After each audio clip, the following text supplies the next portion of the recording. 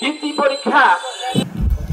প্রাথমিক বৃত্তি পরীক্ষায় শুধুমাত্র সরকারি বিদ্যালয়ের শিক্ষার্থীদের অংশগ্রহণের সুযোগ দিয়ে প্রাথমিক শিক্ষা অধিদপ্তরের জারি করা প্রজ্ঞাপন বাতিলের দাবিতে নরসিংদীতে মানববন্ধন সমাবেশ ও জেলা প্রশাসকের কাছে স্মারকলিপি প্রদান করেছে নরসিংদী জেলা কিন্ডারগার্টেন ওয়েলফেয়ার অ্যাসোসিয়েশন।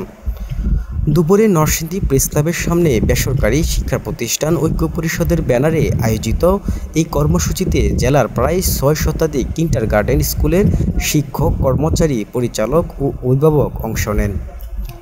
মানববন্ধনে বক্তব্য দেন নরসিংদী জেলা কিন্ডারগার্টেন ওয়েলফেয়ার অ্যাসোসিয়েশনের সভাপতি ডক্টর রমজান আলী প্রামাণিক, সাধারণ সম্পাদক মোহাম্মদ মুজিবুর রহমান, আলাউদ্দিন সরকার সহ জেলা ও উপজেলার পর্যায়ক্রমের নেতৃবৃন্দ।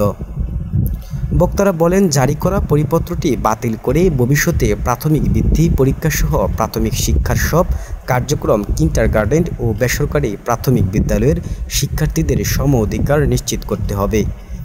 প্রাথমিক শিক্ষার অংশীজন হিসাবে তাদের অধিকার যেন অক্ষুণ্ণ থাকে, এই দাবিও তারা জোরালোভাবে তুলে ধরেন।